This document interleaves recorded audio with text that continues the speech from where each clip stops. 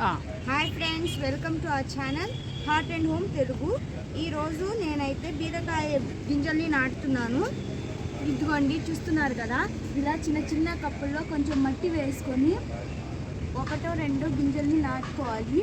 ఇవి 2-3 రోజులకి మొలకలు ఎత్తడం మొదలు పెడతాయి. అవి కొంచెం పెద్దయ్యాక మీరు దేంట్లోనైనా ట్రాన్స్ఫర్ చేసుకోవచ్చు. అప్పటి వరకు ఇలాంటి చిన్న వాటిల్లో వేసుకుంటే తొందరగా మొలకలు ఎత్తుతాయి.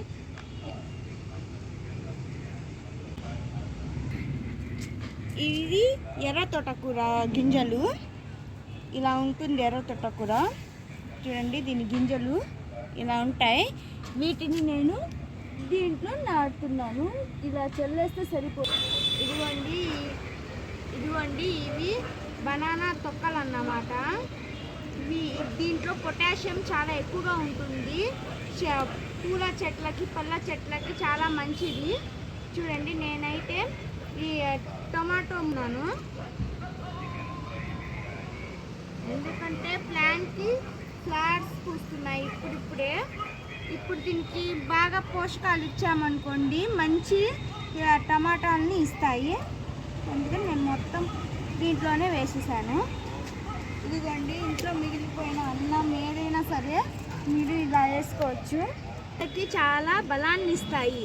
ఏంటి ఇలా వేస్తున్నారు అనుకోకండి, ఇలాంటివి వేస్తేనే మొక్కలు చాలా బలంగా ఉంటాయి.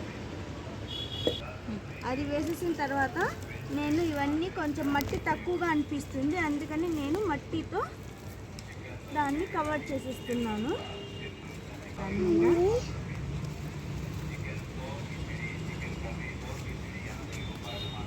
ఇదిగోండి, మీరు చూస్తున్నారు కదా, ఇది పోషక. ఇది మట్టిలా ఉంటుంది. దీనిని వాటర్లో కలిపి చెట్లకి వేస్తే, నీళ్ళలో కలిపి చెట్లకి వేస్తే పళ్ళు పూలు బాగా వస్తాయి.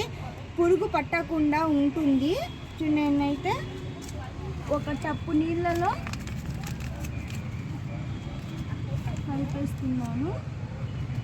కొంచెం కలుపుకోవాలి. ఒక టప్పు నీళ్ళలో ఒక 10 గ్రామ్స్ వరకు కలిపాను. కలుపుకొని ఒక్కొక్క జగ్గు ప్రతి చెట్టుకి వేసేస్తున్నాను.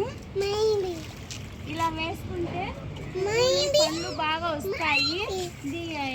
వల్ల పురుగు కూడా పట్టదు చెట్టుకి.